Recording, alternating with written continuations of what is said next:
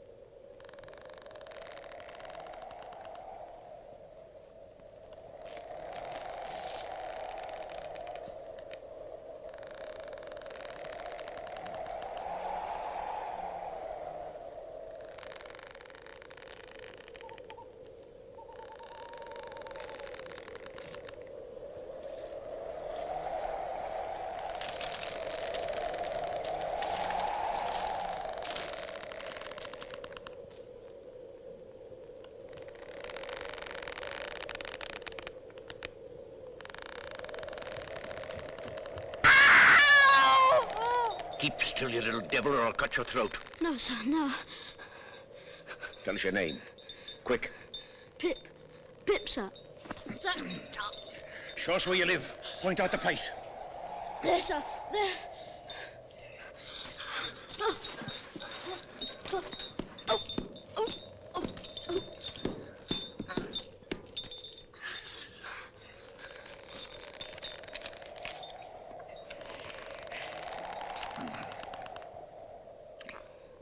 Now, where's your mother?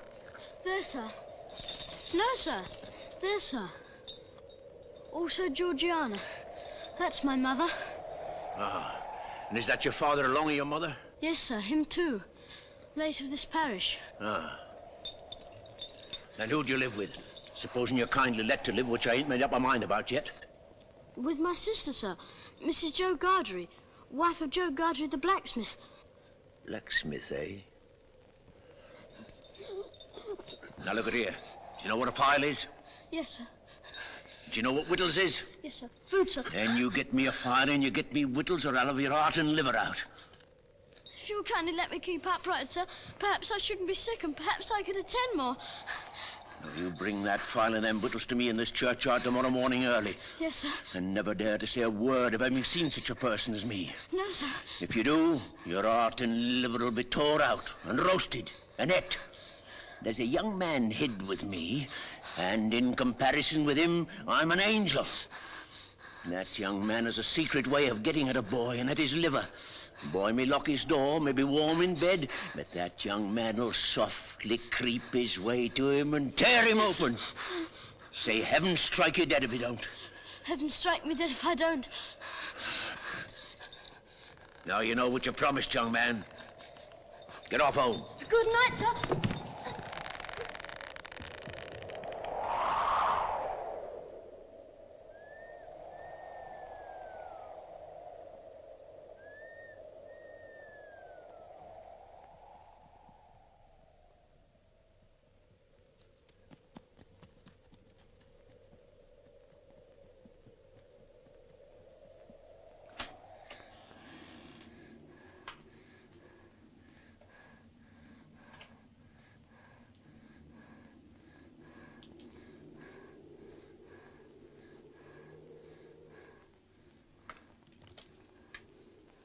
Hello, Joe. Mrs. Joe's been out a dozen times looking for you, Pip. She's out again now, making it a baker's dozen. She? And what's worse, she's got Tickler with her, Pip. She got up, she made a grab at Tickler, and she rampaged out, Pip. She rampaged out. She's a-coming. Get behind the door, old chap, and get the towel betwixt you. You young... Get out!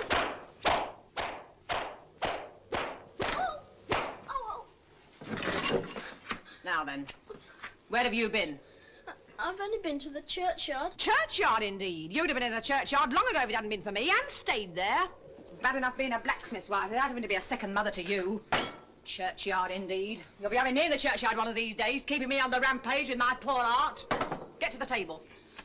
Both of you.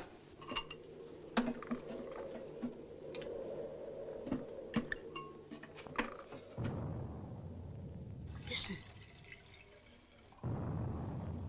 Was that great guns, Joe? Yes, there's another convict off. What does that mean?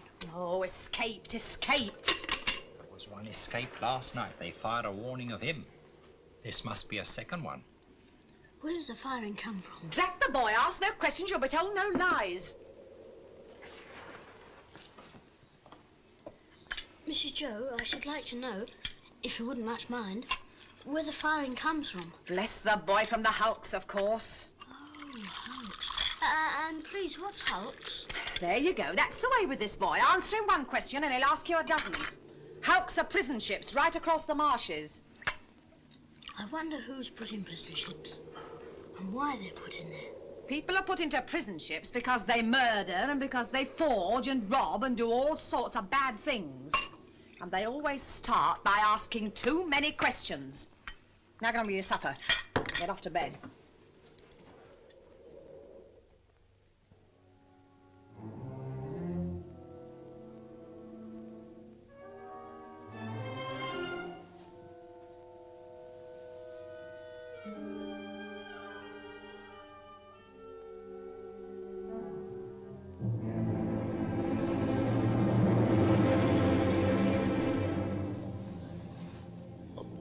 Be warm in bed. He may pull the clothes over his head, but that young man will softly creep his way to him and tear him open.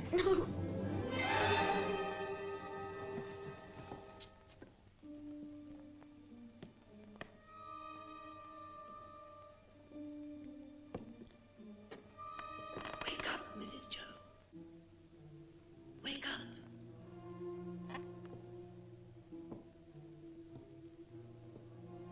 Mrs. Joe, wake up.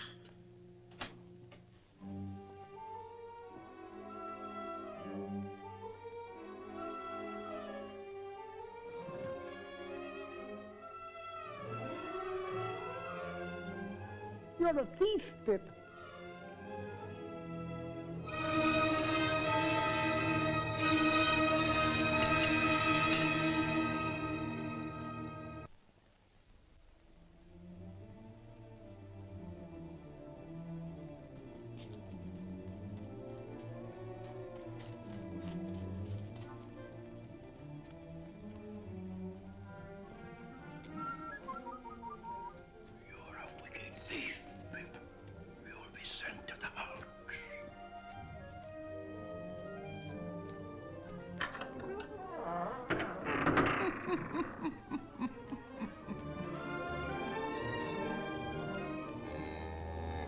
With somebody else's brandy. With somebody else's pile. Somebody else's pork pie. Stop him! Hello, young thief. I couldn't help it, sir.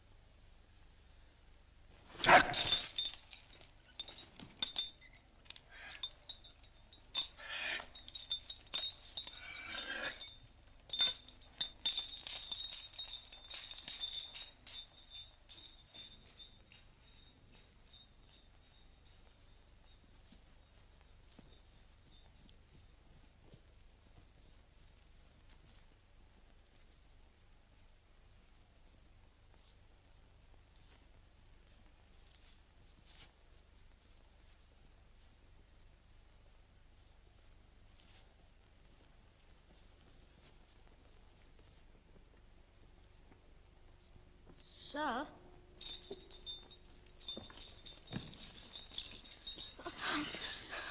You brought no one with you? No, sir. Now give no one the word to follow you? No, sir. What's in the bottle, boy? Brandy. I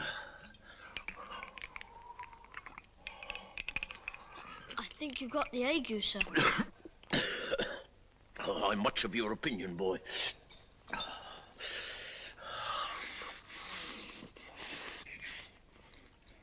I'm glad you enjoy it. I said I'm glad you enjoy it.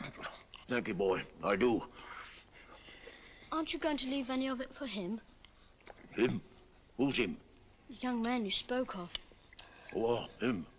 Oh, he don't want no food. He looked as if he did. Looked? When? Just now. Where? Over there. Did you notice anything about him? He had a big scar on his face. No, not here. Yes, there. Give us hold of that file, boy.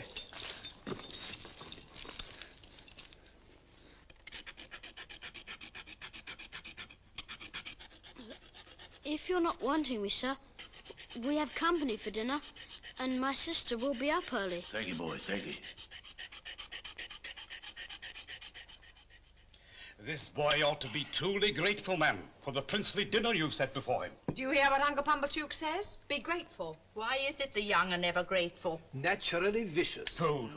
Now, to finish with, I want you all to taste a delicious, delightful gift from Uncle Pumblechook. It's a pie. A savoury pork pie. A savoury pork pie?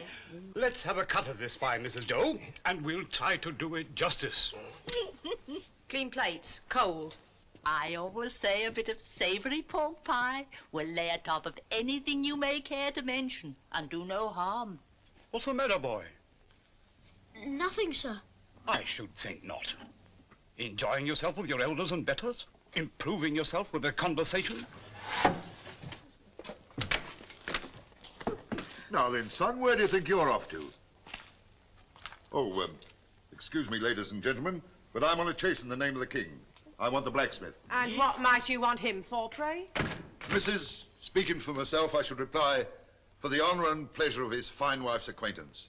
Speaking for the king, I answer, a little job done. You see, blacksmith, we've had an accident with these, and as they're wanted for immediate service, will you throw your eye over them? Convicts, Sergeant? Aye, 2.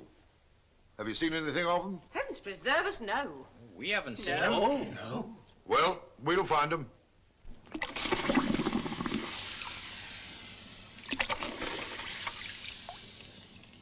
Platoon, forward. Platoon, prepare, shoulder up. Left hand. Platoon, march.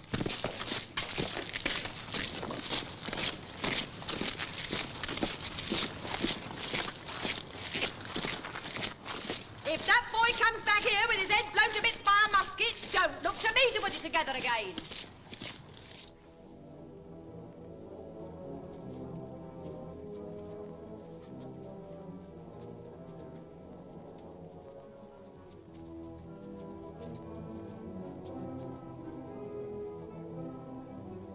I hope we don't find them, Joe.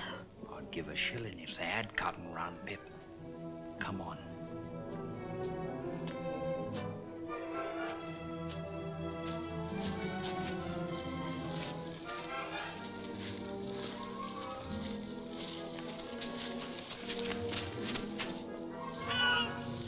Convicts escaping!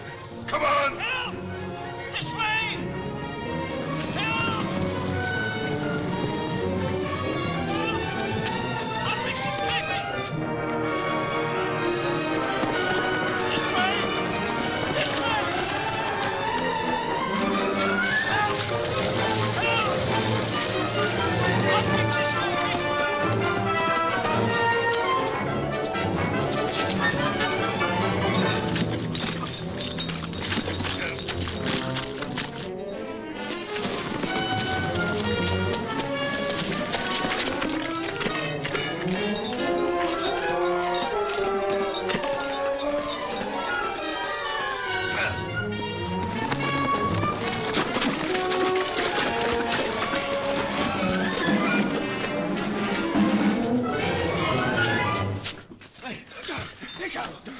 Don't forget, I took him. I give him up to you. Don't forget that. He tried to murder me. Me tried to murder him? I kept him from getting off these marshes. I could have got clear. Then I discovered he was here. I let him go free to make a fool of me again. Let me go. Make ready. Present. Fire!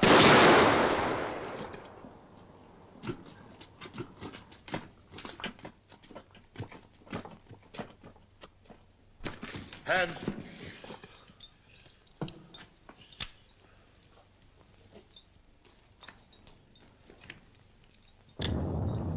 You're expected on board.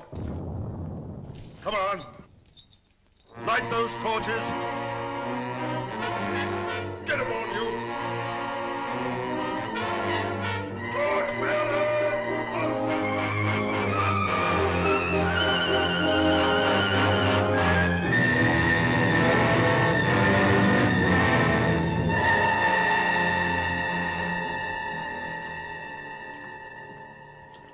I wish to say something respecting this escape.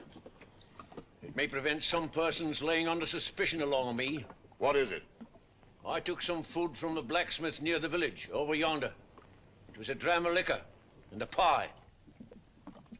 You happen to have missed such an article as a pie, blacksmith? Well, my wife did the very moment you came in. Oh, so you're the blacksmith, are you? Then I'm sorry to say I've eat your pie. Oh, you're welcome to it as far as ever it were mine. We don't know what you've done, but we wouldn't have you starved to death for it, poor miserable fellow creature, would us, Pip? Give way, you. Now stop there.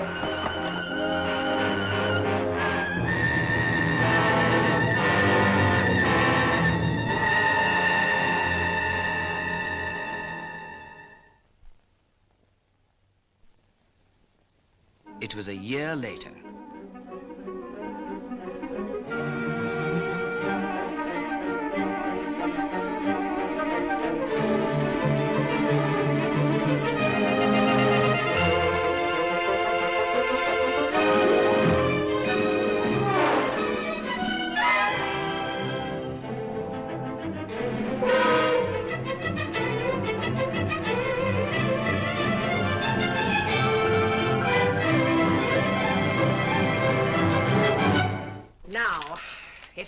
Ain't grateful this day, he never will be. But it's only to be hoped he won't be pampered. Not by Miss Havisham, ma'am.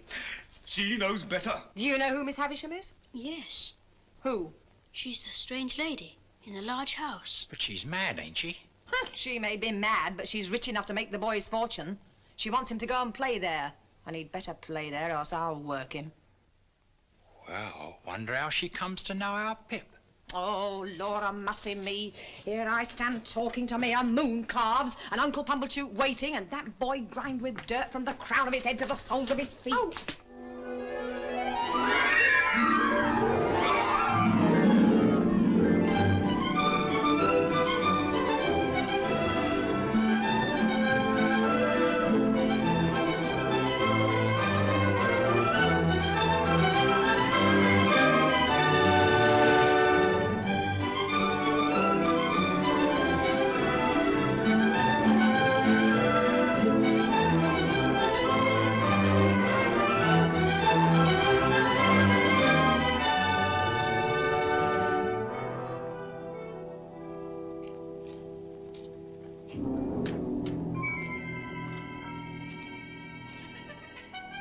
Ring the bell, boy.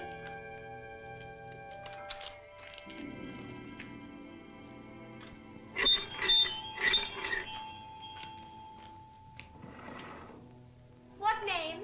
Pumblechook. Quite right. Can you read the time, boy? Yes, sir. 3:15. Punctual to the minute. Let it be a lesson to you.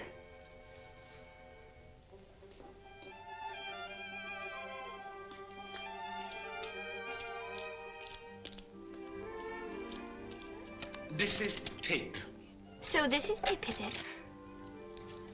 Come in, Pip. Oh, do you wish to see Miss Havisham? If Miss Havisham wishes to see me... Ah, but you see she doesn't. Come along, boy.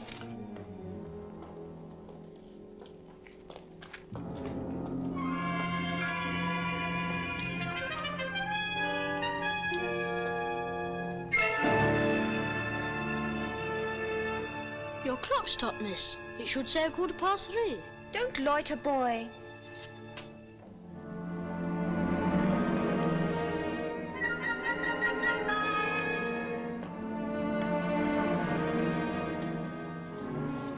Come along, boy. Take your hat off.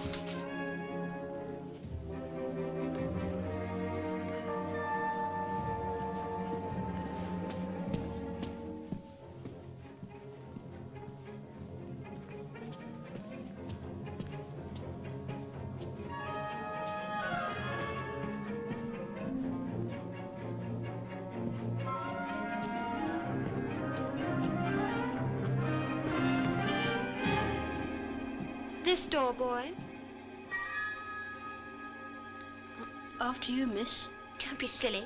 I'm not going in.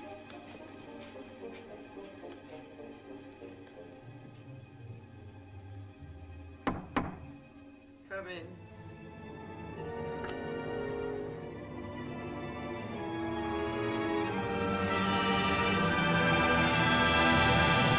Who is it? Pip, ma'am. Pip. Mr. Pumblechook's boy. Come to play. Come nearer. Let me look at you.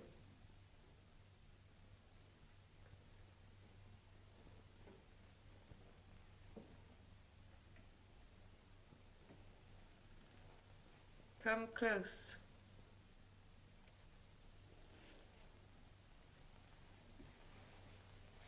Look at me. You're not afraid of a woman who has never seen the sun since you were born. No. Do you know what I touch? Here? Your heart. Broken.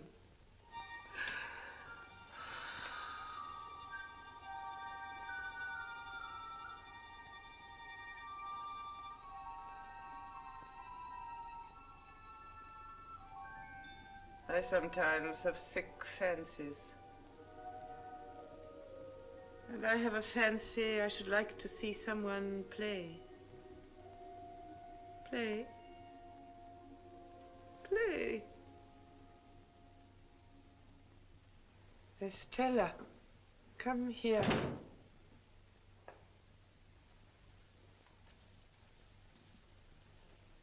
Your own, one day, my dear. And you will use it well. Let me see you play cards with this boy. With this boy? But he is a common labouring boy. And look at his boots. Well, you can break his heart. What do you play, boy? Only begging my neighbour, miss. Beggar him. 4 for the ace. 1 for a jack. He calls the knaves jacks, this boy. And what coarse hands he has. You stupid, clumsy, labouring boy. She says many hard things of you, but you say nothing of her.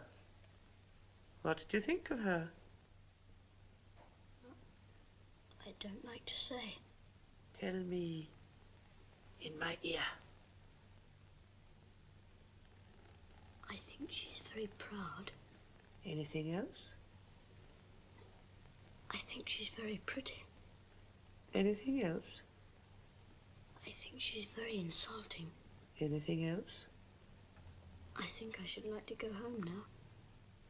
And never see her again, though she is so pretty. I'm not sure that I wouldn't like to see her again, but I think I'd like to go home now. You shall go home soon. Play the game out.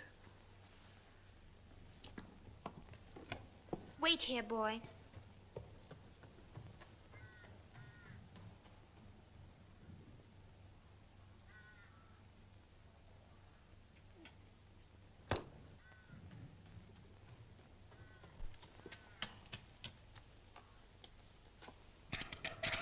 Why don't you cry? So I don't want to. You do. You've been crying and you're near crying now. Long after I'd gone to bed that night, I thought of Estella and how common she would consider Joe, a mere blacksmith. I thought how he and my sister were sitting in the kitchen, and how Miss Havisham and Estella never sat in a kitchen, but were far above the level of such common things. The following week,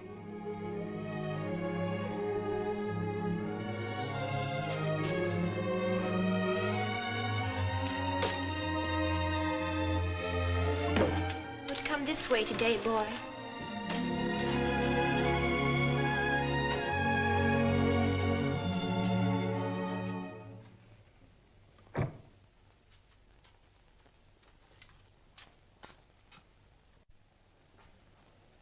Well, I'm sure. What next? The idea. Well? Well, miss? Am I pretty? Yes, I think you're very pretty. Am I insulting? No, not so much so as you were last time. Not so much so. No. There, take that, you cross little monster. What do you think of me now? I shan't tell you. Because you're going to tell upstairs, is that it? No, it's not it. Why don't you cry again, you little wretch? I'll never cry for you again.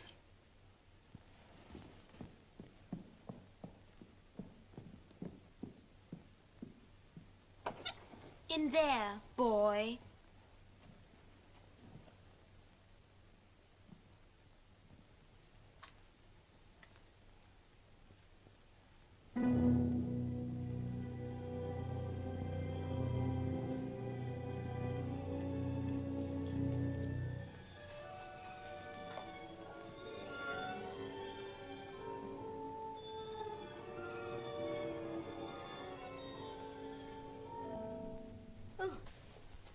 So the days have worn away, have they?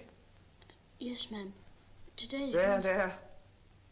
I know nothing of days of the week, nothing of weeks of the year. Do you know what that is? There? I can't guess what it is, ma'am. It's a great cake. A bride cake. Mine. On this day of the year, long before you were born, this heap of decay was brought here. It and I have worn away together. Mice have gnawed at it. And sharper teeth than teeth of mice have gnawed at me. There. Walk me. Walk me.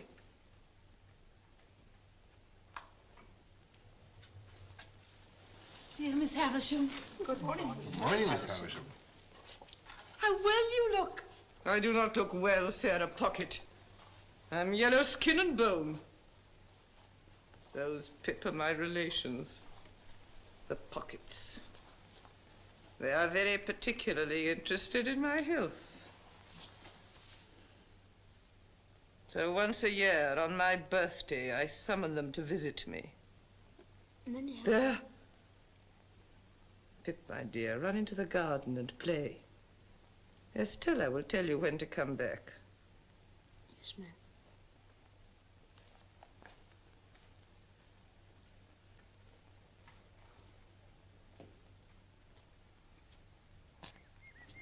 Hello, young fellow. Hello. Who gave you leave to prowl about? Mrs. Stella. Come on, fight. Oh, stop a minute there. I ought to give you a reason for fighting, too. There it is. Come on. Are you satisfied with the ground? Quite satisfied, thank you. Good.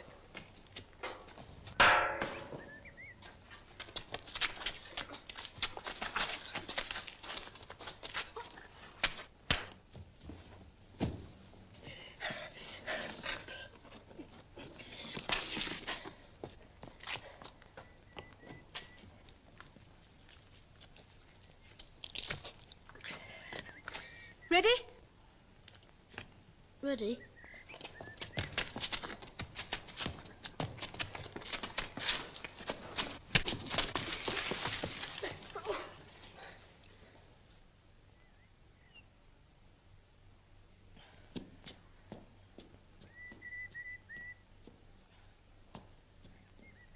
That means you've won.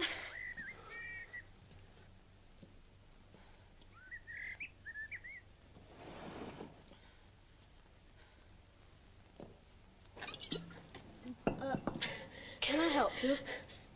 No, thank you. I'm quite all right. Good afternoon, then. Same to you. Boy!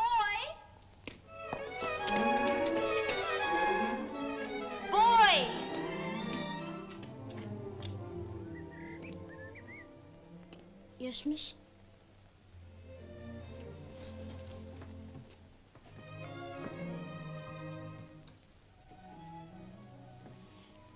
You may kiss me if you like. Now you ought to go home.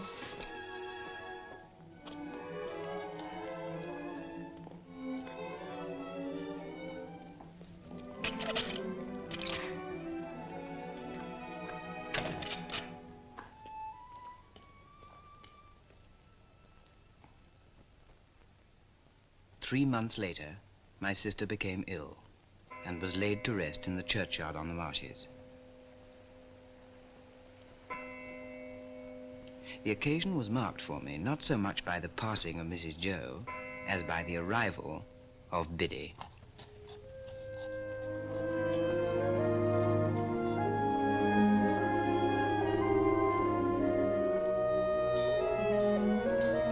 Very soon she became a trusted friend to both of us and a blessing to the household. Biddy, I want you to help me. Don't I help you, Pip? Oh, yes. You help me a lot with my letters and figures. But this is a secret. Oh? What is it? Biddy. Yes? Biddy, I want to be a gentleman.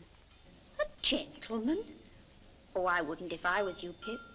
I don't think it would answer. Biddy, I have a particular reason for wanting to be a gentleman. Well, you know best, Pip, but don't you think you're happy as you are? I'm not happy as I am. I'm coarse and common. Coarse and common, are you, Pip? Who said so? Beautiful young lady at Miss Havisham's. And I want to be a gentleman on her account.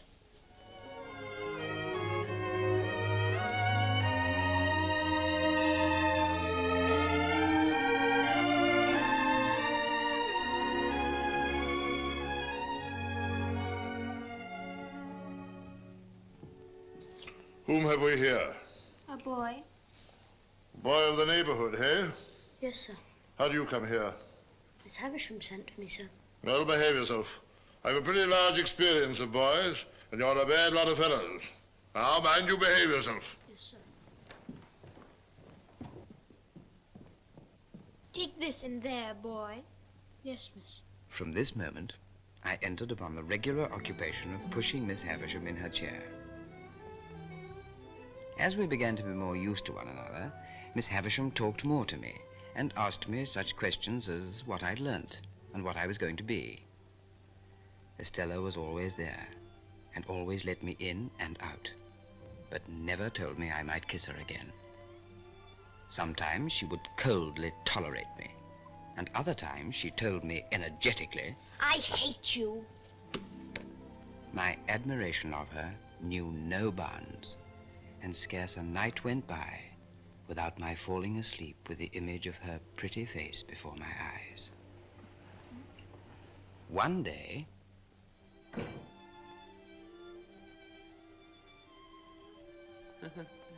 does she grow prettier and prettier, Pip? Yes, Miss Havisham. There, there. That's all till next time. Miss Havisham, I can't come next time. This is sad news, Pip. Why not? Tomorrow's my birthday. I'm 14. Oh, and you start your apprenticeship with a blacksmith, do you not? Yes, Miss Havisham. Why so glum, Pip? Are you not excited by your new venture? I used to think I would be, but I'm not now. Pip, here are some golden sovereigns. A gift from me.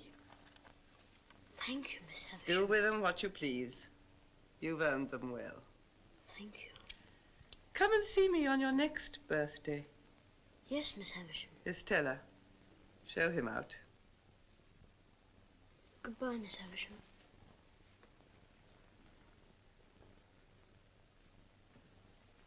Goodbye, Pip.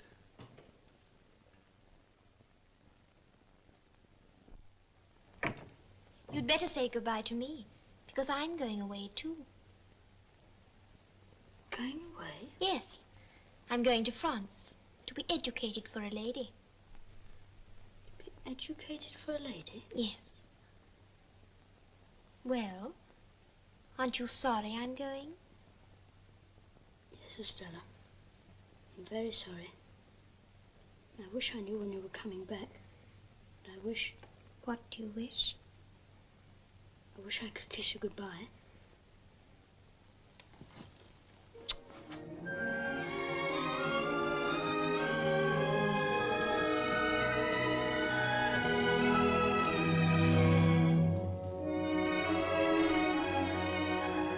My boyhood had ended, and my life as a blacksmith began. It was in the 6th year of my apprenticeship, and it was a Friday night.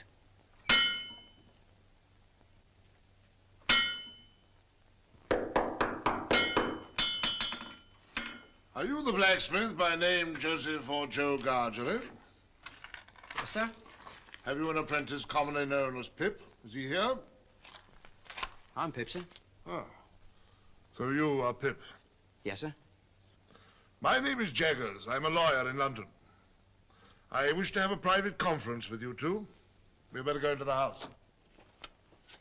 Now, Joseph Gargery, I am the bearer of an offer to relieve you of this young fellow, your apprentice. You would not object to cancel his apprenticeship for his own good, at his own request? You would want nothing for so doing? Heaven forbid I should want anything for not standing in Pip's way. Very well, then. I come now to this young fellow. And my communication to him is that he has great expectations. I am instructed to communicate to him that he will come into a handsome property.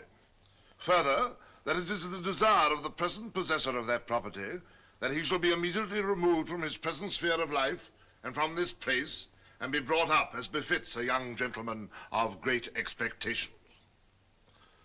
Now, Mr. Pip, you are to understand first that it is at the request of the person from whom I take my instructions that you always bear the name of Pip. If you have any objection, now is the time to mention it. I have no objection. I should think not, indeed. Secondly, Mr. Pip, you are to understand that the name of the person who is your liberal benefactor is to remain a profound secret until that person chooses to reveal it. If you have any suspicion whom that person might be, keep that suspicion within your own breast. If you have any objection, now is the time to mention it. Speak out. I have no objection. And now, Mr. Pip, kindly consider me your guardian. Thank you, sir. Oh, I tell you at once, I'm well paid for my services, otherwise I shouldn't render them. I have arranged for you to go to London in a week's time. You will need some new clothes. They should not be working clothes. 20 guineas. Well, Joseph Gargery, you look dumbfounded. I am. Then good night, Mr. Gargery.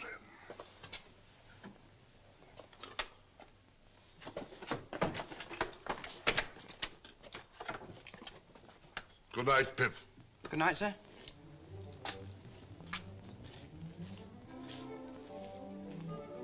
Pip, a young gentleman of great expectations. Biddy!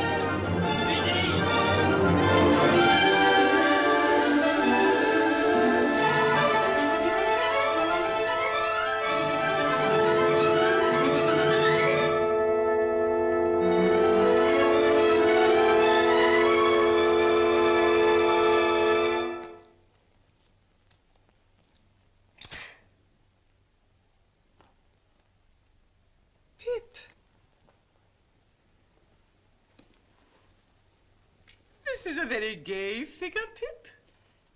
I start for London tomorrow, Miss Havisham, and I thought you would kindly not mind my taking leave of you. Well? I've come into such good fortune since I saw you last, Miss Havisham, and I'm so grateful for it. I've seen Mr. Jaggers, Pip. I've heard about it. So you go tomorrow? Yes, Miss Havisham.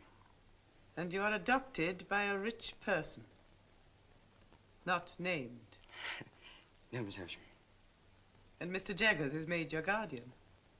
Yes, Miss Havisham. Is, abroad. Mr. Prettier than ever, and admired by all who see her. And you too have a promising career before you. Be good and deserve it, Pip. Yeah. You will always keep the name of Pip, you know. Yes, Miss Havisham. Goodbye, Pip.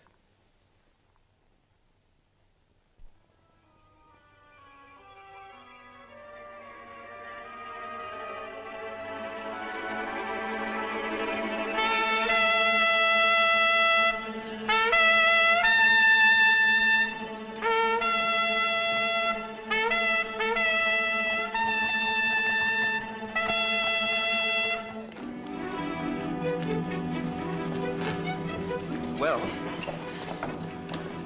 bye, Joe. God bless you, dear old Pip. God bless you. Bye, Biddy. Bye, Pip.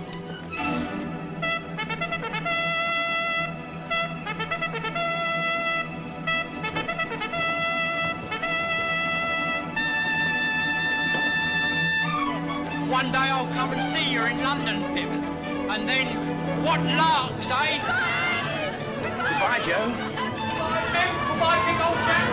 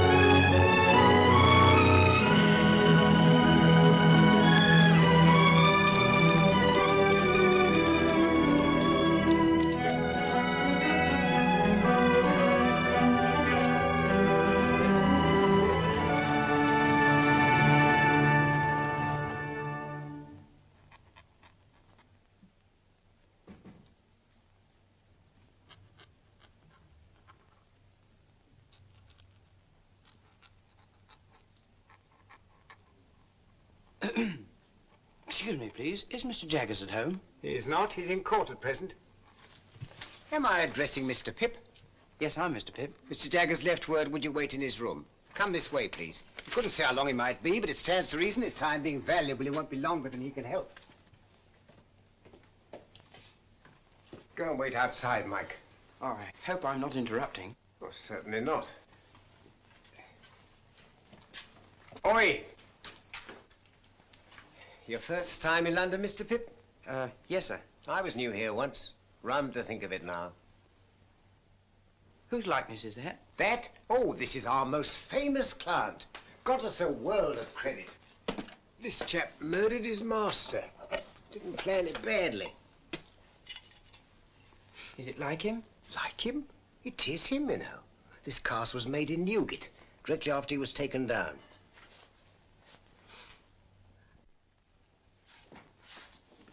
Oh, your man comes on this afternoon. Have you got the witness? Yes, Mr. Jaggers. Wait here. Mr. Pip's here. Good. Ah, so you've arrived safely, Mr. Pip. Good morning. Good morning, Mr. Jaggers. Now, we can soon settle you. Wemmick, Mr. Pip's file. Wemmick here will conduct you to a Mr. Herbert Pocket's rooms in Barnard's Inn, where you will live. Oh, sit down, Mr. Pip, sit down. Mr. Pocket will be able to give you a good lead as to the places in London with which you shall become acquainted. I take it that that is agreeable? Yes, Mr. Jaggers. Ah, next, money. Your allowance will be £250 per annum, which means that you will draw from Wemmick here the sum of £62, 10 shillings per quarter. A very handsome sum of money, too, I think. You consider it so? How could I do otherwise? Ah, but answer the question. Undoubtedly, Mr. Jaggers. Good. Get out!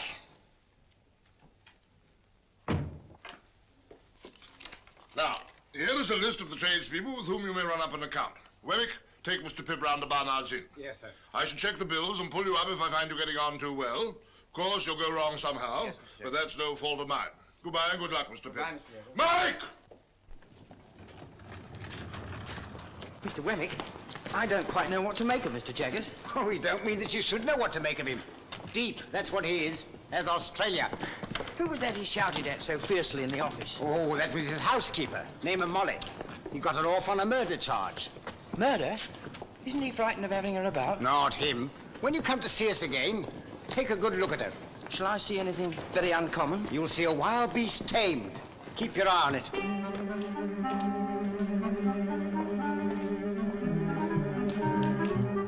Here we are. Mr. Pocket's on the first floor. You don't want me anymore? No, thank you, Mr. Wemmick. As I keep the cash, we shall most likely meet pretty often. Oh, well, very glad, I'm sure, to make your acquaintance. Good day. Good day, sir.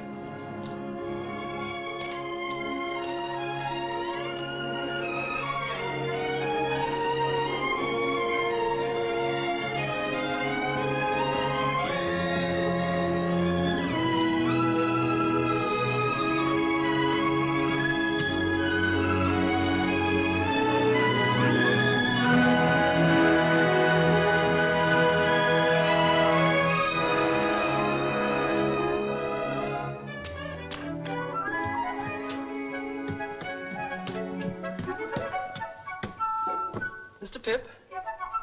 Mr. Pocket? Oh, dear me, I'm extremely sorry. But the fact is, I've been out on your account, for I thought, coming from the country, you might like a little fruit. And I went to Covent Garden Market to get it good. Well, thank you. It's very nice of you. Can I take the parcels? It sticks, you know.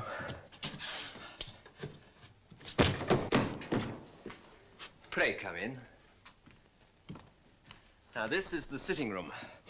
Rather musty, but Barnard's is musty. I'm afraid I'm rather bare here. Now, that's my little bedroom, and this is your room. Come in. Oh, it's very nice. The furniture's specially hired for the occasion. Oh, I hope that... Dear me, I beg your pardon. You're holding the fruit all this time. I feel quite ashamed. You'll be very quiet here, and we shall be alone together. But I dare say we shan't fight. Fight? Fight? I knew I'd seen you somewhere before. You're the pale young gentleman from Miss Havisham's. Bless me, and you are the prowling boy. The idea of it's being you. Well, the idea of it's being you. I hope you've forgiven me for having knocked you about so. Oh, of course. You hadn't come into your good fortune at that time, had you? No. I was rather on the lookout for a good fortune then. Indeed? If Miss Havisham had taken a liking to me, I suppose I should have been provided for. But perhaps even I should have been engaged to Estella.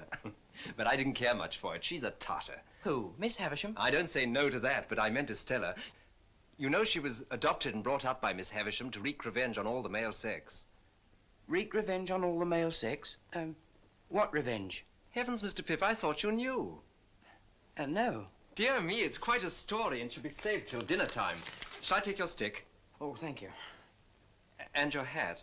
Oh.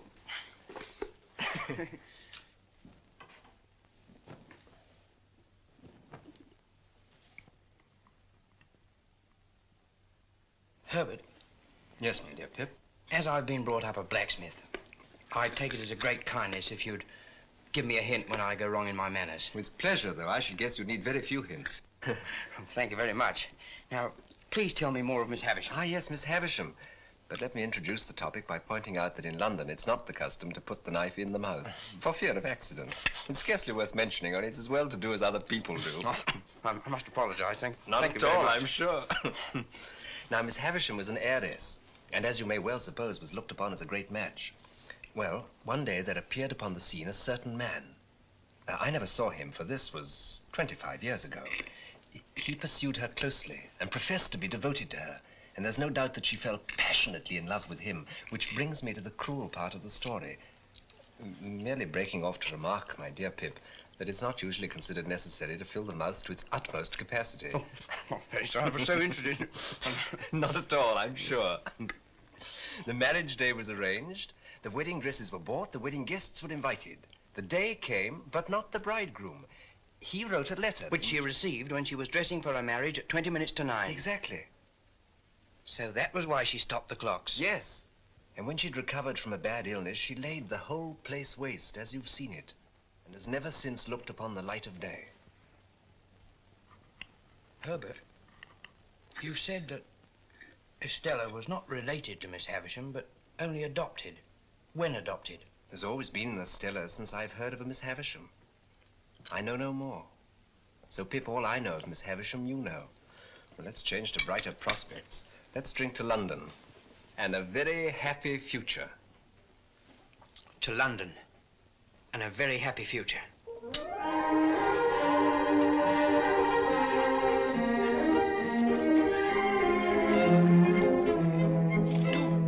3, 4. Now all together, Mr. Pip. That's right. That's better. Much better. Enjoy yourself.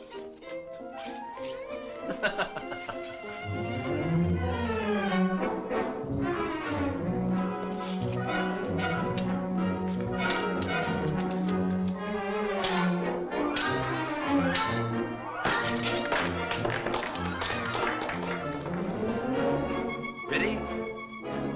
Ready.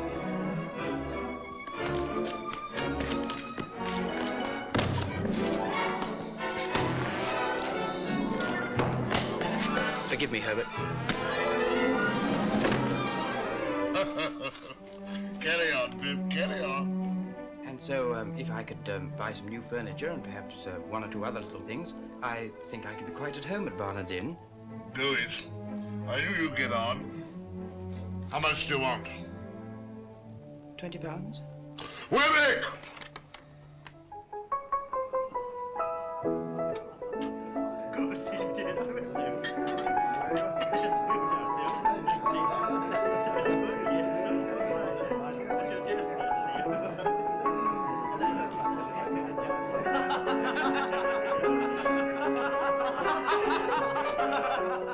Well, Pip, I should say you were at home.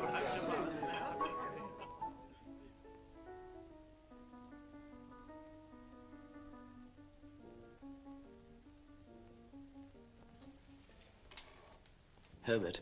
Yes? We've done very badly. Very badly. Thank heaven for my birthday.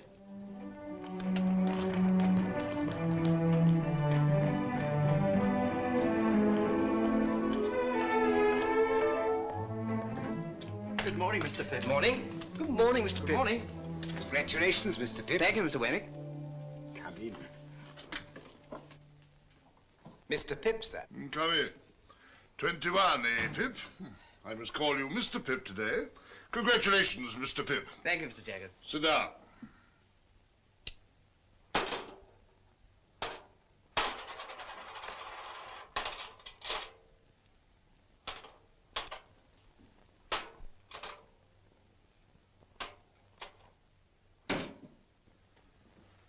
Now, my young friend, I'm going to have a word with you.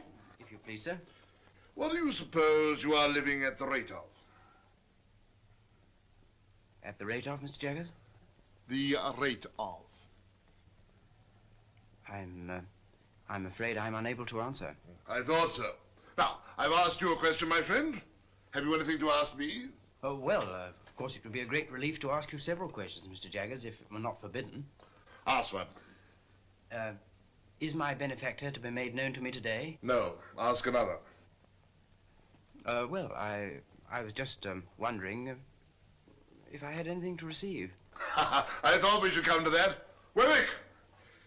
Mr. Pip, you have been spending pretty freely of late, and you're in debt, of course. I'm afraid I must say yes, sir. You know you must say yes, don't you? Yes, sir. Wemmick, hand Mr. Pip that piece of paper. Now, unfold it and tell me what it is.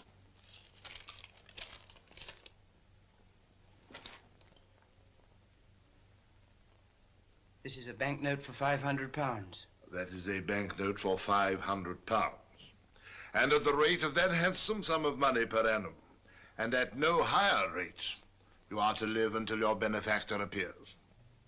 Will it still be years hence, Mr. Jaggers? When that person discloses, you and that person will settle your own affairs. My part in the business will cease. That's all I have to say. Wemmick, show Mr. Pip out. Thank you, Mr. Jaggers. My dear Mr. Pip, Mr. Gargery is going to London and would be glad if you are agreeable to be allowed to see you. He will call Tuesday morning at 9 o'clock. We talk of you in the kitchen every night and wonder what you are saying and doing. No more, dear Mr. Pip, from your ever obliged and affectionate servant, Biddy. As I watched Joe that Tuesday morning, dressed grotesquely in a new suit, let me confess that if I could have kept him away by paying money, I certainly would have paid money. In trying to become a gentleman, I had succeeded in becoming a snob.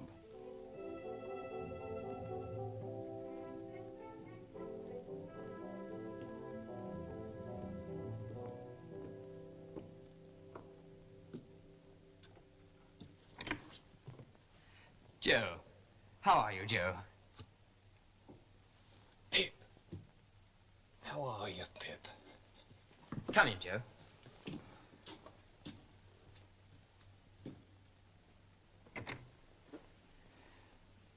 Well, Joe, I am glad to see you. Pip, dear old chap, you've growed and you've swelled, and you gentlefolk has to be sure you're an honour to your king and country. And you, Joe, look wonderfully well. Give me your hat.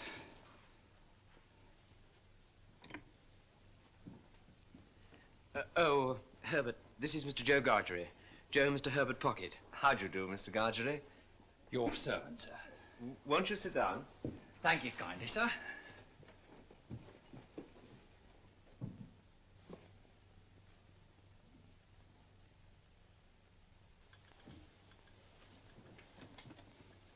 Will you take tea or coffee, Mr. Gargery? Oh, thank you kindly, sir. I'll take whichever is most agreeable to yourself. What do you say to coffee? Thank you kindly, sir. Since you are so good as to make choice of coffee, I'll not run contrary to your opinions. But don't you find that rather heating? Say tea, then.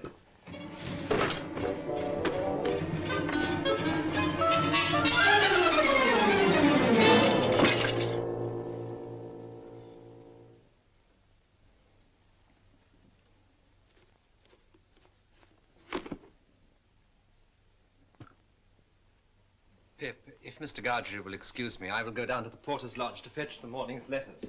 Thank you kindly, sir. Us two being now alone, sir. Joe, how can you call me sir? Us two being now alone, Pip, I will mention what have led to me having the present honour.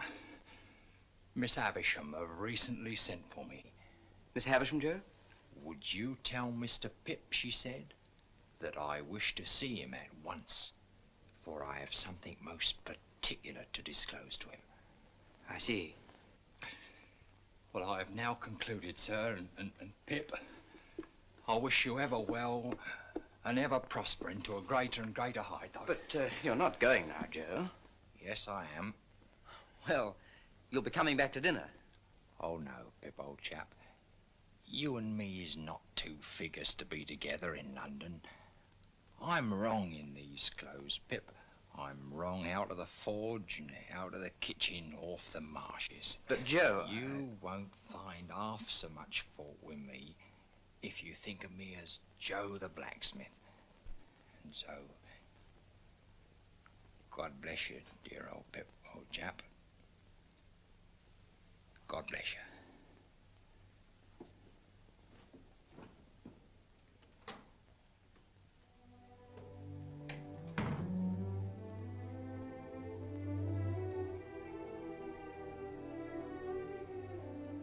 All that day, Joe's simple dignity filled me with reproach. And next morning I began the journey to our town, knowing that I should sleep that night at the forge.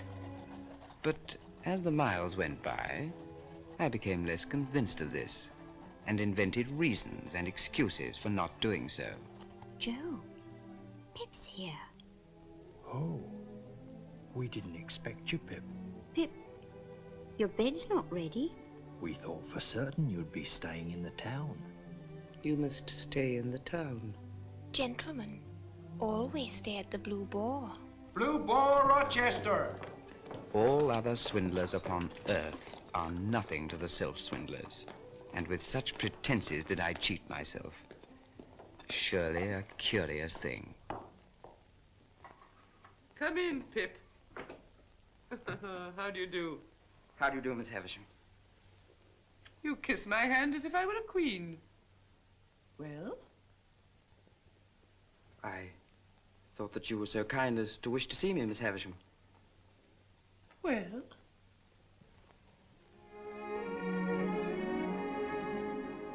Estella.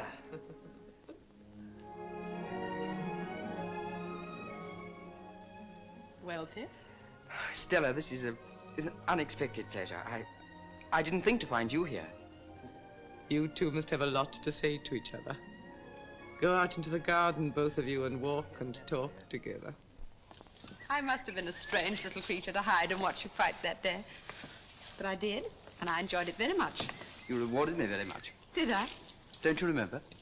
I remember I entertained a great objection to your opponent. I took it ill that he should be brought here to pester me with his company. He and I are great friends now. Are you? I imagine that since your change of fortune, you have naturally changed your companions. Oh, yes, naturally. Do you remember the first time I came here? The time you made me cry? Did I? I don't remember. Not remember you made me cry? You meant nothing to me. Why should I remember? You must know, Pip, I have no heart. Perhaps that's why I have no memory. No one looking at you could believe that. Oh, I have a heart to be stabbed at or shot at, but you know what I mean. There's no sympathy there, no softness, no sentiment. If we're to be thrown much together, you had better believe that at once. I can't believe it, Estella. Very well. It's said at any rate. But remember how I've been brought up, and don't expect too much of me. Come, Pip. You shall not shed tears for my cruelty today. We'll go just once more round the garden and then go in. Miss Havisham will be expecting you at your old post. Is she beautiful? Graceful, well grown. Do you admire her, Pip? Everyone must who sees her, Miss Havisham. She is going to London soon, and you shall meet her there. I shall be the happiest man in London, Miss Havisham. Love her. If she favors you, love her. If she tears your heart to pieces, love her. I adopted her to be loved. I developed her into... as punctual as ever, Jaggers. As punctual as ever. How do you do, Pip? And what are you doing here? Miss Havisham wished me to see Estella, Mr. Jaggers. Ah, a fine young lady. Shall I give you a ride, Miss Havisham? Once round? A very fine young lady, Pip.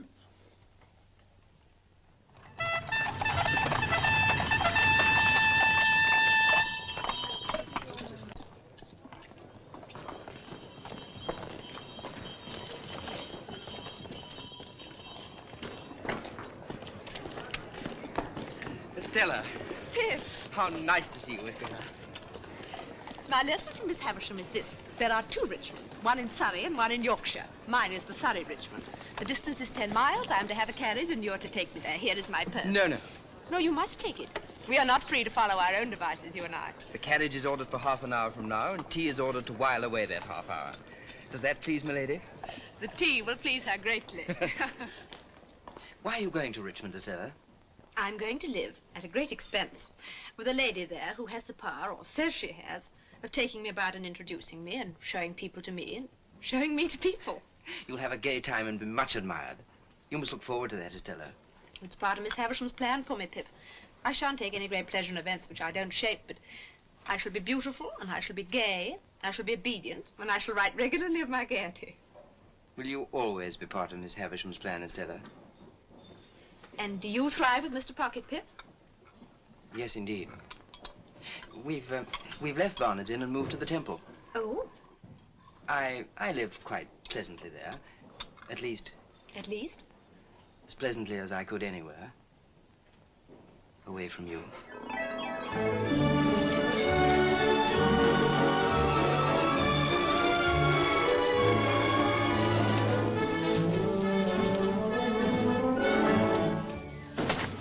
All through that summer, I saw a great deal of Estella, and I was very happy, until I realized, somewhat uncomfortably, that she had many admirers.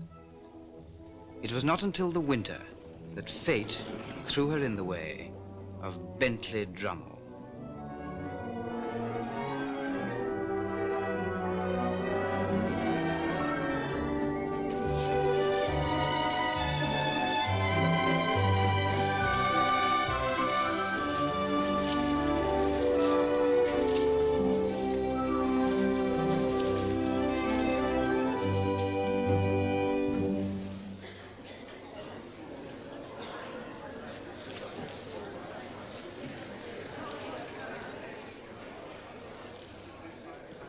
Tired, Estella?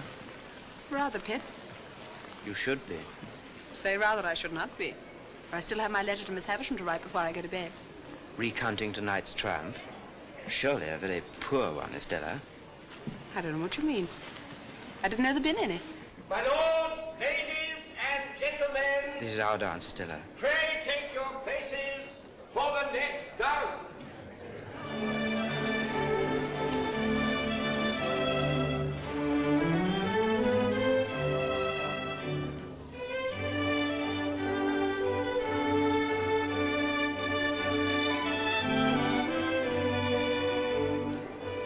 Estella, look at Drummle.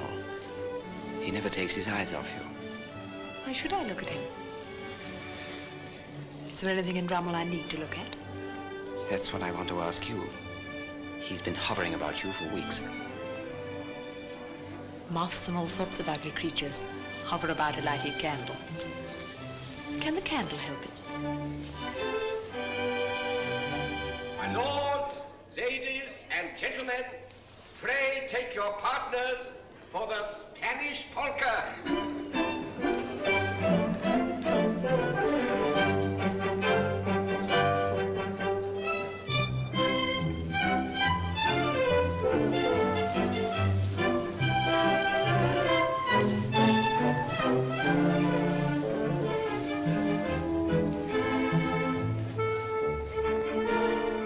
Everybody dislikes him, you must know that.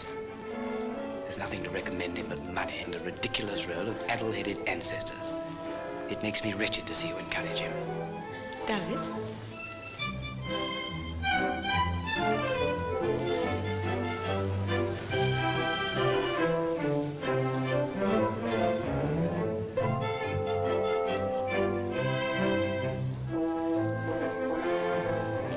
You give him looks and smiles such as you never give to me.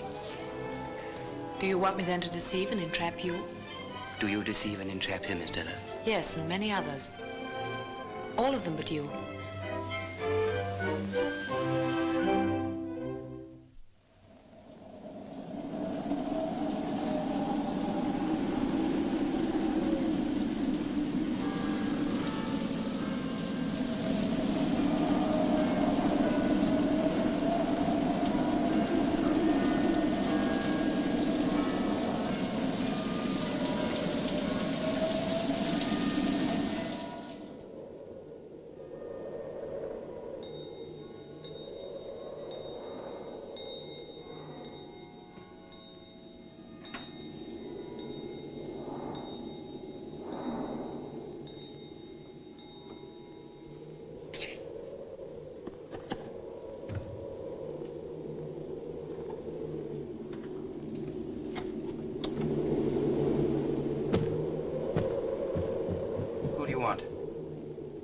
Pip.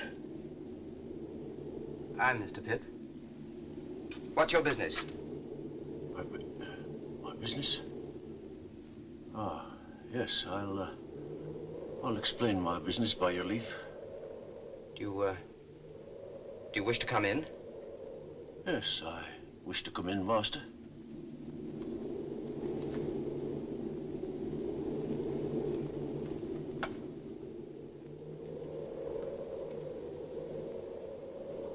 Now perhaps you will explain your visit.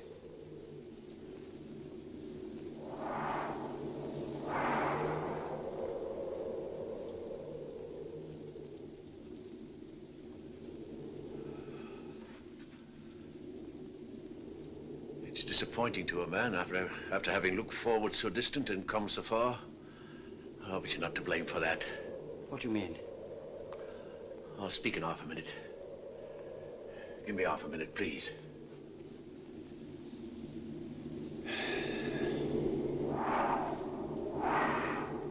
There's no one nigh, is there? Why do you ask that question?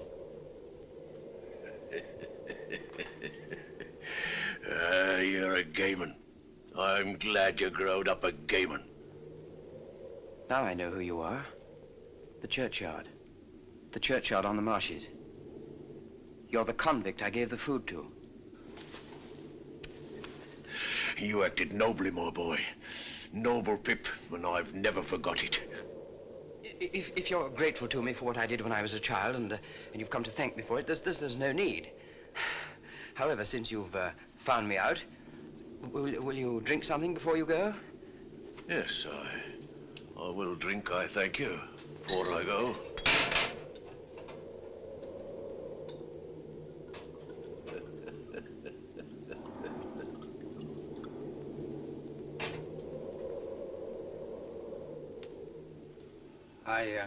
I hope you won't think that I spoke harshly to you just now. I had no intention of doing it, and I'm very sorry for it if I did.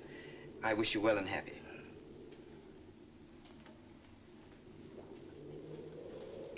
How have you been living?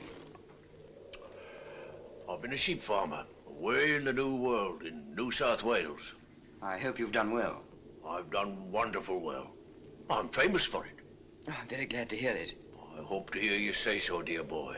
But you've done well too, eh? Yes, I've done quite well.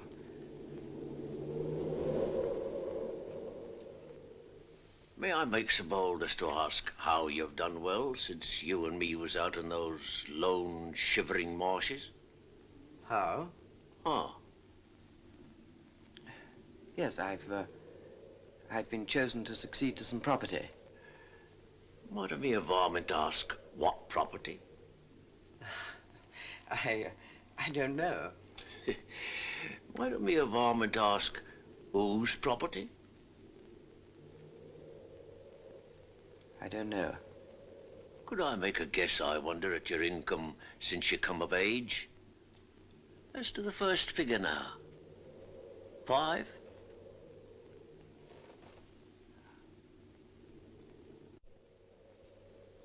Concerning a guardian. There ought to be a guardian or such like when you were a minor. Some lawyer, maybe. As to the first letter of that lawyer's name now, would it be J? As the employer of that lawyer whose name began with J and might be Jaggers, I wrote from Portsmouth to a person in London for particulars of your address. That person's name? Why, Wemmick.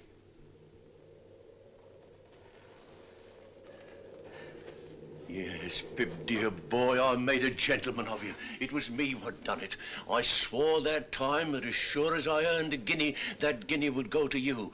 And that there hunted dog what you kept life in got his head so high that he made a gentleman. And Pip, you're him. Why, I'm your second father, Pip, and you're my son. And how good looking you've growed. Ah, there's a pair of bright eyes somewhere, eh? Isn't there a pair of bright eyes what you love the thoughts of? They shall be yourn, dear boy, if money can buy 'em. But didn't you never think it might be me? No, never. Well, you see, it was me. And single-handed. Never a soul in it but me own self and Mr. Jaggers. Was there no one else? No, who else should there be? Well, where are you going to put me, dear boy? Put? Oh, to sleep. Who's that? Don't be alarmed. It's Mr. Pocket, who shares these rooms with me. Phew. What a night. Hello. Herbert, something very strange has happened. This is a visitor of mine. Take it in your right hand. Say, strike me dead on the spot if I split in any way, whatever. Strike me dead on the spot if I split in any way, whatever. Kiss it. Do as he says, Herbert. Now, you're an oath.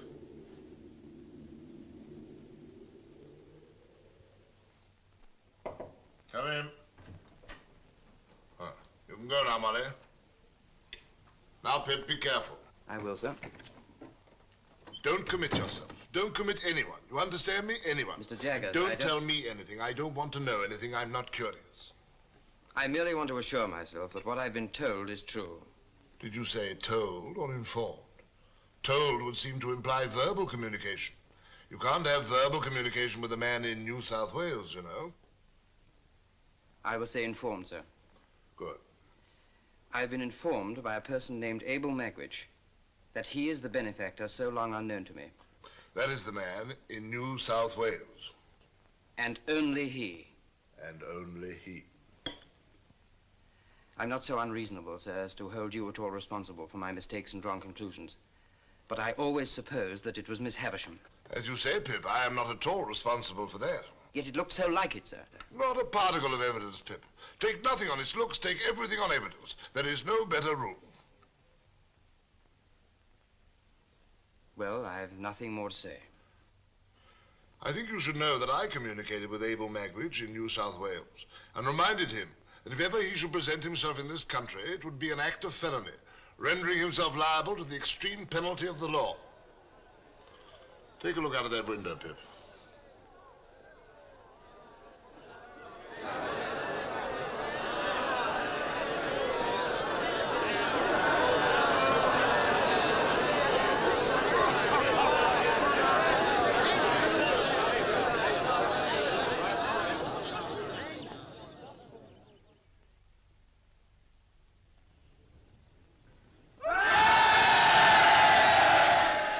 Sort of thing happens every day. Magwitch has enemies here who would not hesitate to inform on him. I see. But he has guided himself by my caution, no doubt. No doubt. If you'll excuse me, sir.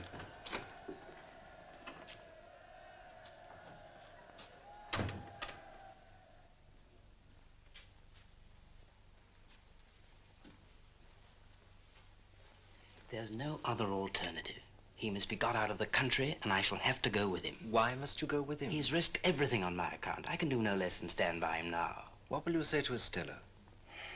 I'm at a loss to know what to say to her. She'd never understand about him. But I must see her before I go.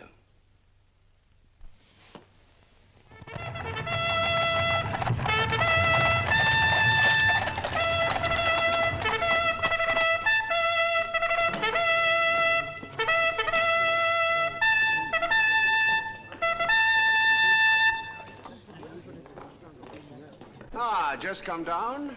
Yes. Beastly place, your part of the country, I think. I'm going out for a ride in the saddle. I mean to explore those marshes for amusement. Out of the way villages there, they tell me. Curious little public houses and smithies and that. Mr. Drommel, I didn't seek this conversation. I don't find it a very agreeable one. I'm sure you don't. But don't lose your temper. Haven't you lost enough without that? What do you mean? Look here, you, sir. The lady is joining me later, so take her horse round to her house in an hour's time. Very good, sir. And don't forget to tell the waiter I don't dine, because I'm going to dine with the lady. Aye,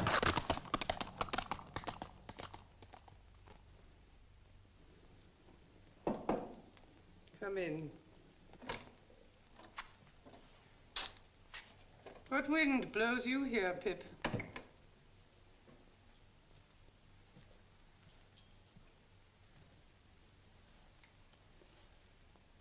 I went to Richmond yesterday to speak to Estella, Miss Havisham, and finding that some wind had blown her here, I followed.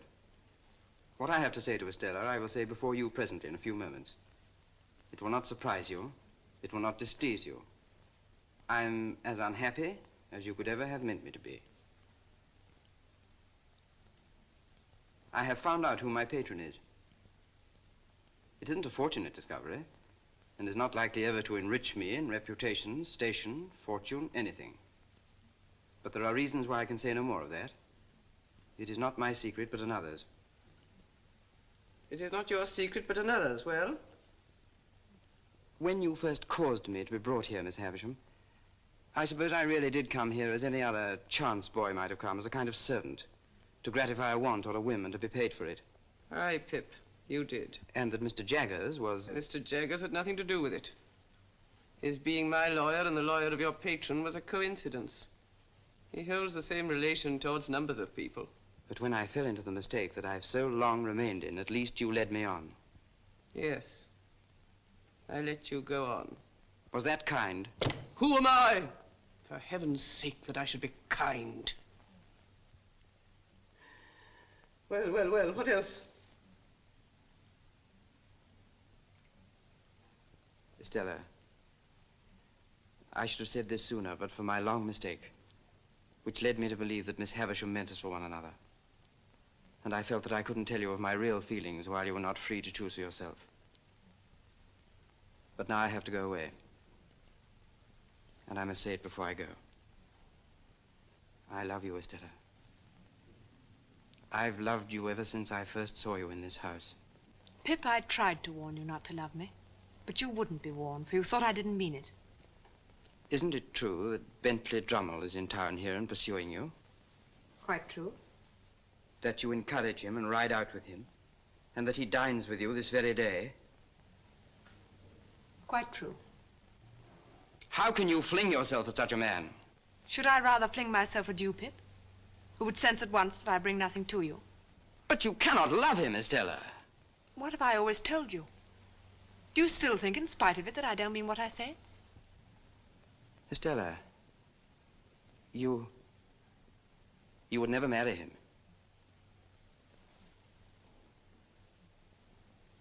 Why not tell you the truth? I am going to be married to him.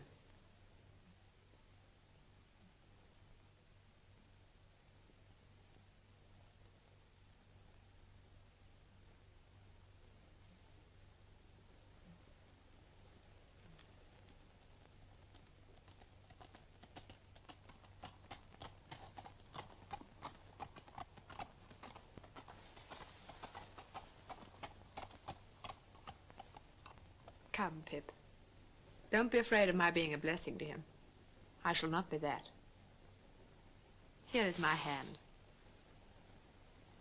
Let us part on this. You'll get me out of your thoughts in a week.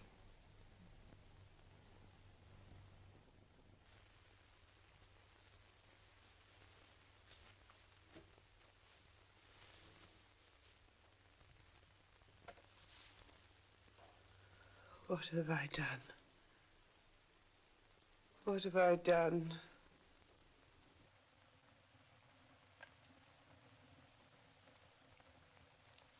If you mean what have you done to me, Miss Havisham, let me answer. Estella has been part of my existence ever since I first came here, the rough, common boy whose heart she wounded even then.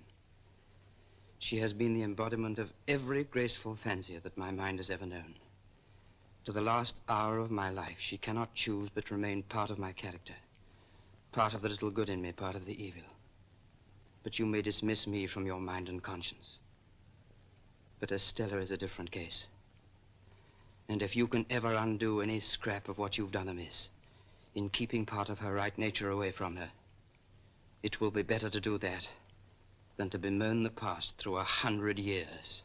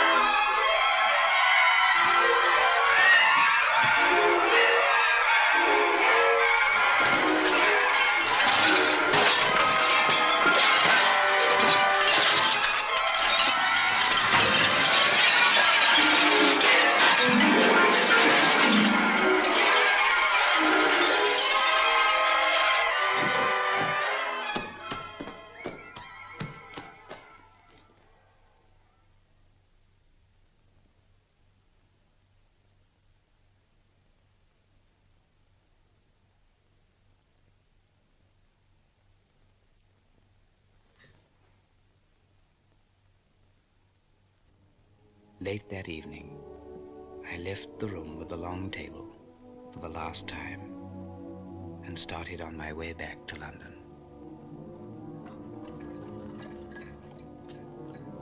Ah, Mr. Pip, I believe. Good morning, sir. Good morning, Dick. I have a note for you, sir. The messenger who brought it said it's urgent.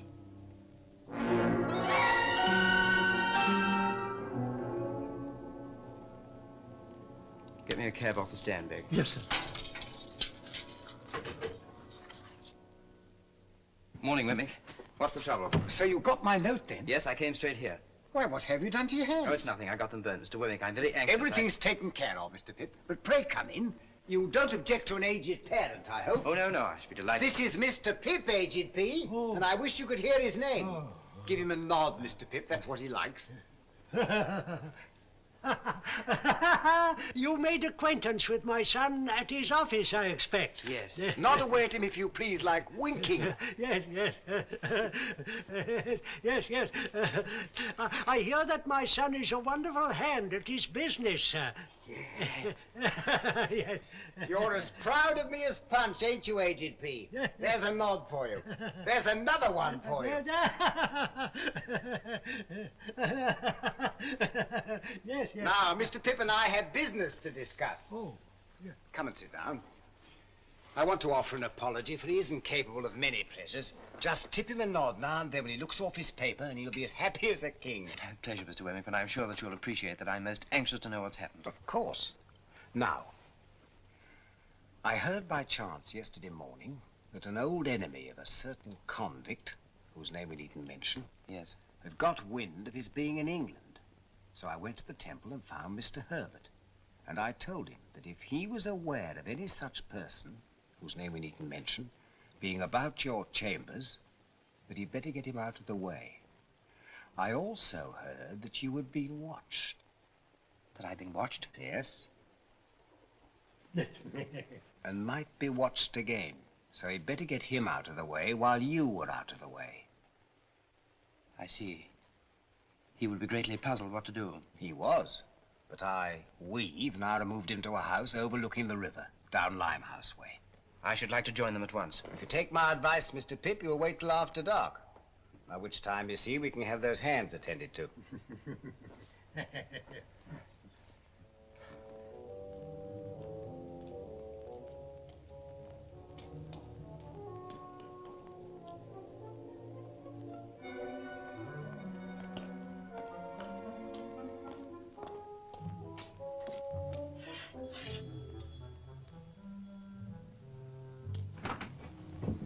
Good evening, ma'am. Good evening, sir. Thank you, Mrs. Wimpole, and you can send up our supper, if you will. Very good, sir. How is he? All's well.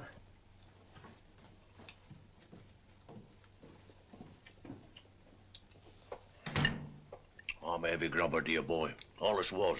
Are you sure that you can rely on Wemmick's judgment and sources of information? Aye, Wemmick knows. He spoke to me of a particular enemy of yours. Do you know who that might be? Aye. That was the man you saw fighting with me on the marshes, the man with the scar.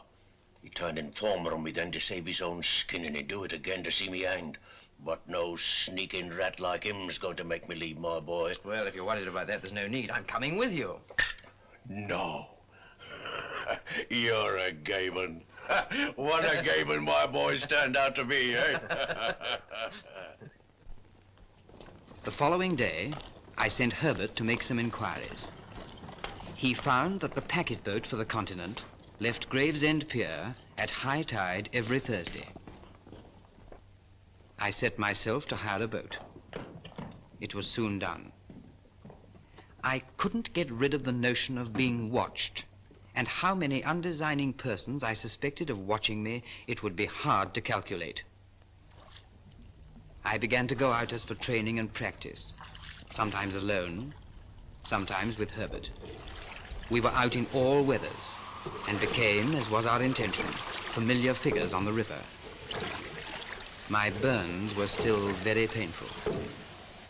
We made it a practice that Herbert should embark from the place nearest to the house where our convict was hidden. As the hours of the tide changed, we took to going further down river.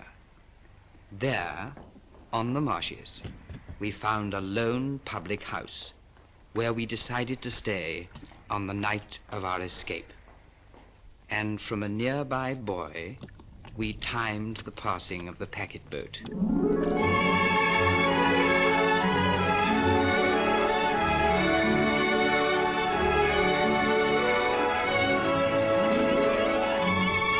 We chose this spot carefully. It was just above the point where the steamer picked up the river pilot. The river pilot. Our river pilot. One day, Herbert bought 2 steamship tickets, and our plans were set.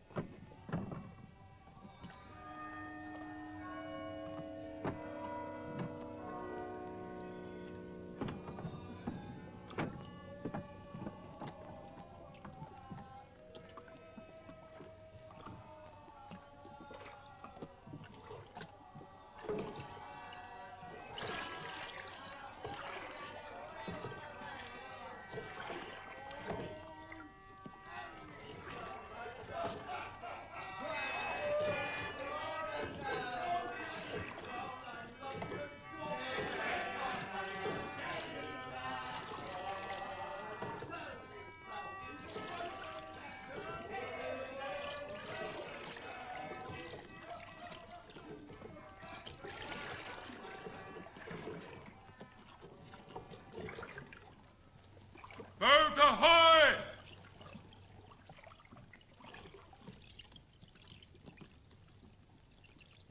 Ahoy there!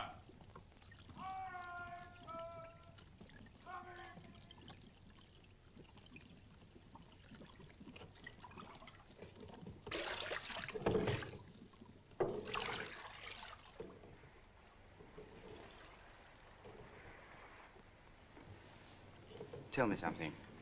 What, dear boy? What I did for you as a child was such a small thing. Why have you done so much for me? I had a child of my own once, Pip.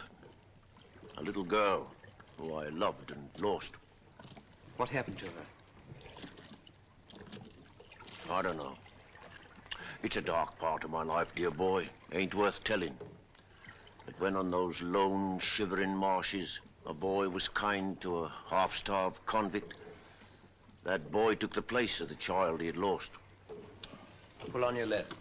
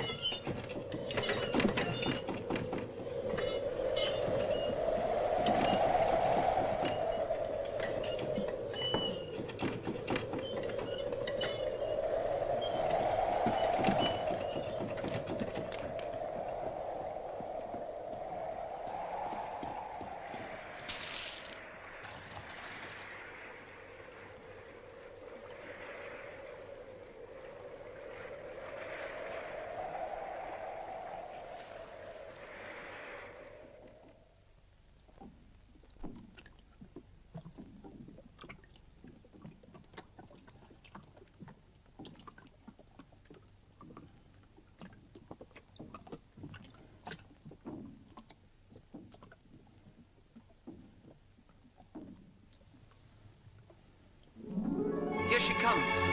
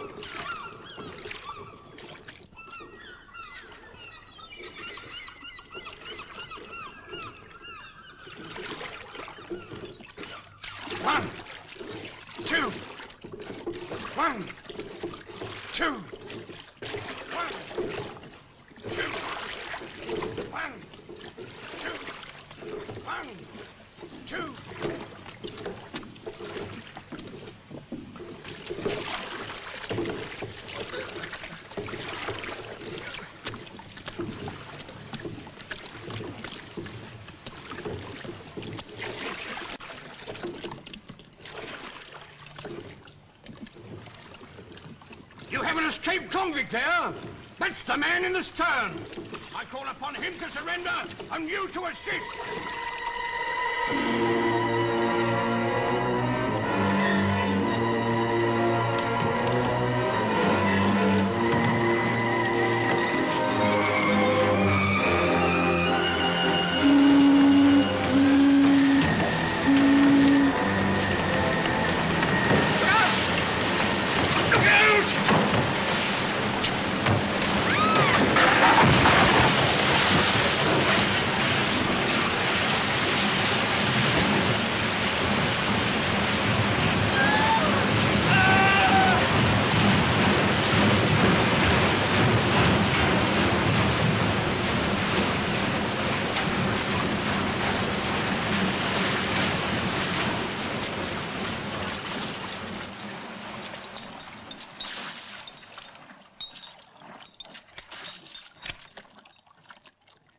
I'll never forgive myself for this. I'm all right, dear boy. I'm content to have seen my boy and to take my chance. Jaggers will help us. He'll get you off all right. Prisoners at the bar. It is now my duty to pronounce the sentence demanded by the law.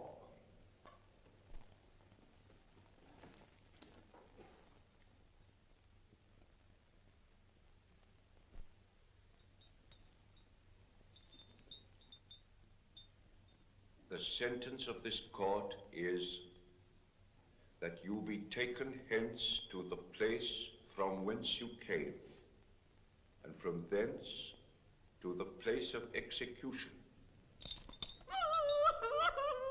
and that each of you there be hanged by the neck until you be dead. And may Almighty God have mercy on your souls.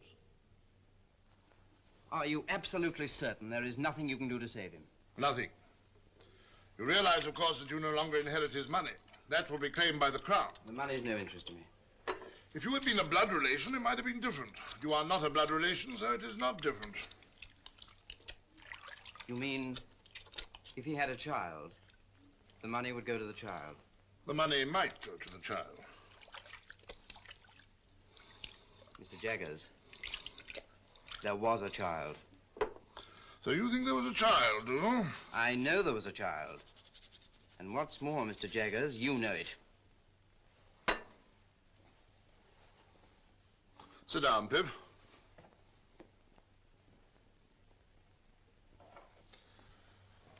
I'm going to put a case to you, Pip, but I admit nothing.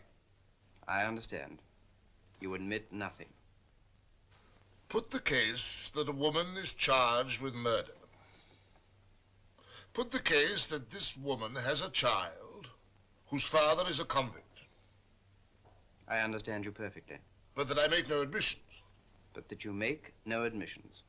Now, Pip, Put the case that this woman's legal advisor knows an eccentric and very rich lady who is anxious to adopt a little girl. Do you understand, Pip? I understand, but I can hardly believe. Ring that bell, Mr. Pip.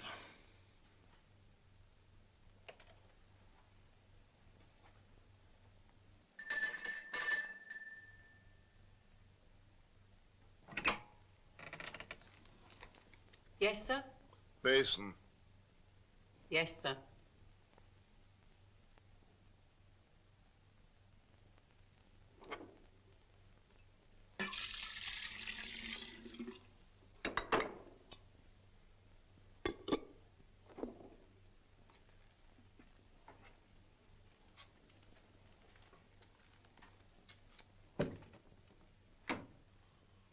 Well, Pip? If I'm in my right mind, and that woman is Estella's mother, this legal advisor you mention will have a lot to answer for. Now, Pip, put the case that this legal advisor has often seen children tried at the criminal bar. Put the case that he has known them to be habitually imprisoned, whipped, neglected, cast out, qualified in all ways for the hangman, and growing up to be hanged. Put the case that here was one pretty little child out of the heap that could be saved. Put that last case to yourself very carefully, Pip. I do, Mr. Jaggers. Did he do right? He did right. Good. Does Estella know? You mean, does the little girl know? Yes. No, she does not know. She must never be told. As to that, she has a claim to her father's property. The legal advisor must use his own judgment. Her father's condition is considerably worse. He has been moved to the prison infirmary.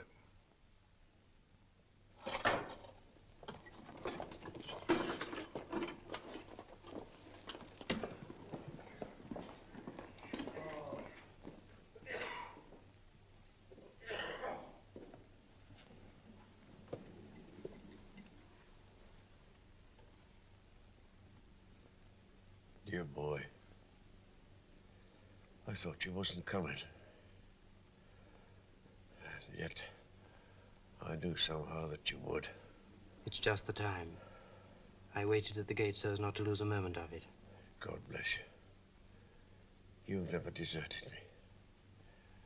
And what's best of all is, you've been more comfortable along with me since I was under a dark cloud than when the sun shone. That's best of all. Are you in pain? I don't complain of none, dear boy. You never do complain.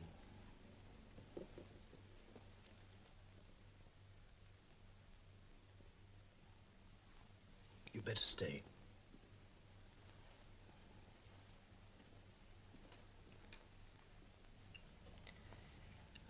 I have something to tell you.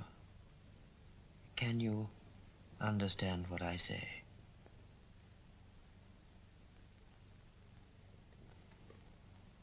You had a child once, whom you loved and lost. She lived and found powerful friends. She is living now. She is a lady and very beautiful. And I love her.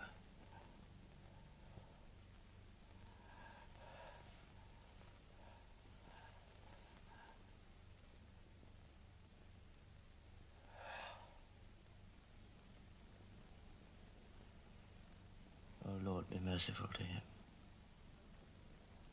a sinner.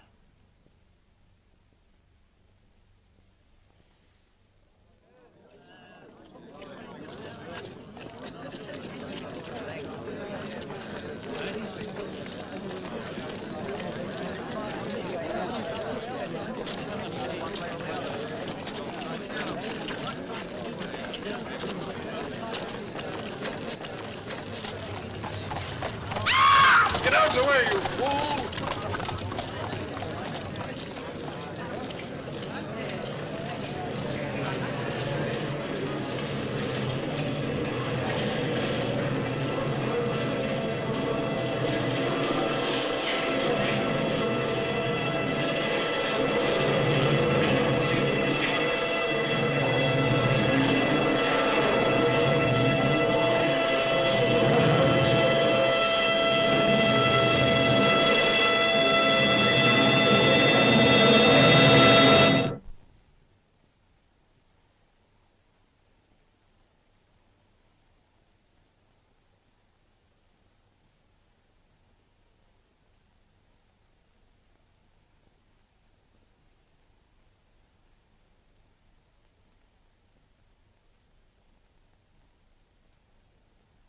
Is it, Joe? What you dire, old chap? How long, Joe? Which you mean to say, Pip, how long have your illness lasted? Yes, Joe. Well, it's the end of April, Pip. Tomorrow's the 1st of May. Dear Joe, have you been here all the time? Oh, pretty nigh, old chap.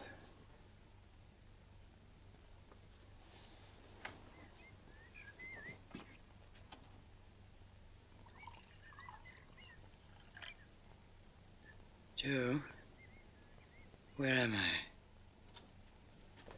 You're home. I brought you home, dear old Pip, old chap. Oh, Joe. You break my heart. Please don't be so good to me. Now, look here, old chap. Ever the best of friends. You'll soon be well enough to go out again. And then, oh, what larks!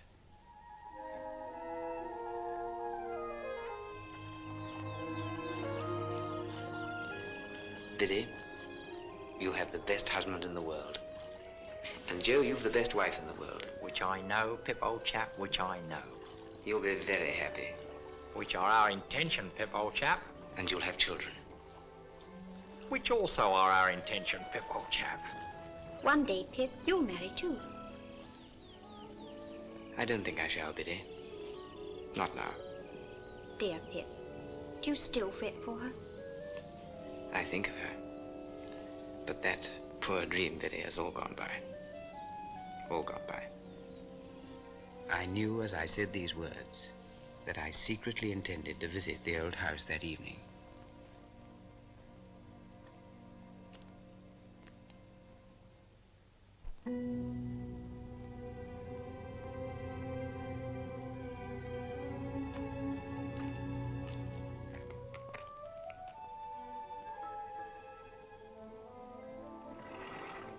What name? Tumblechook. Quite right.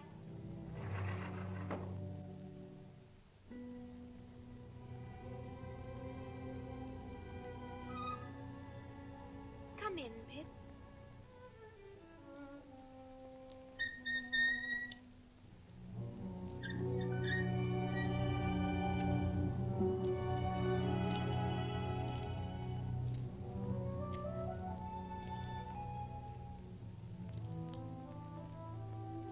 I know nothing of days of the week, nothing of weeks of the year. Don't loiter, boy.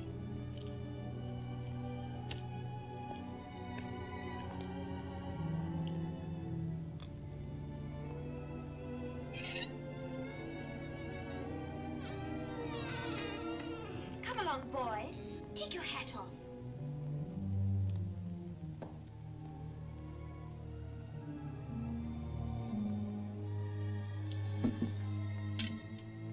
Whom have we here? A boy. A boy of the neighborhood, eh? But he is a common laboring boy. You can break his heart. This door, boy.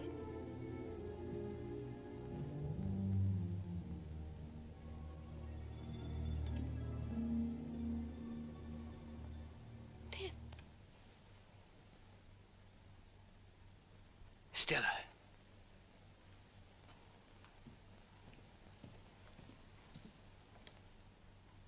Stella, what are you doing here? I thought you were in Paris with your husband. I have no husband, Pip. Have you not heard? I've been ill, Stella. I've heard nothing. When Mr. Jaggers disclosed to Bentley Drummle my true parentage, he no longer wished to have me for a wife. Well, Pip, why don't you laugh? You've every right to. I've no wish to laugh, Stella. I'm truly sorry. You've no need to pity me. It has simplified my life. There's now no need to sell the house. It is mine, and I shall live here. I shall like it here, Pip. Away from the world and all its complications.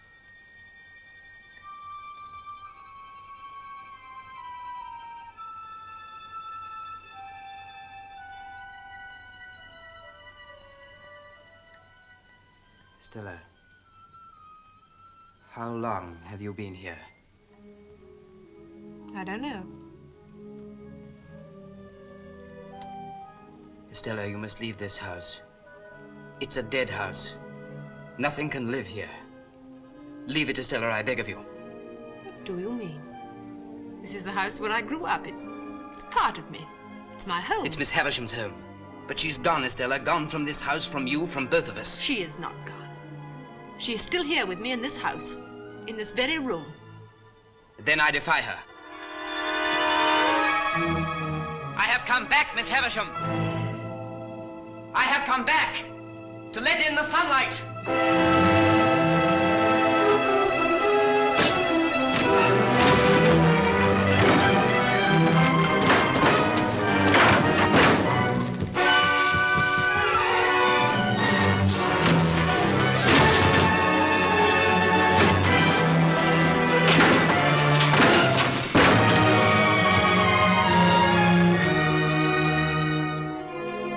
Look, Estella, look.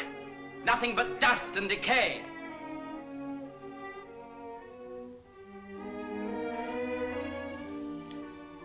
I've never ceased to love you, even when there seemed no hope for my love.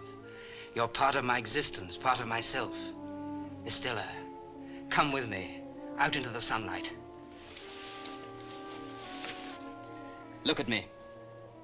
Pip, I'm afraid. Look at me.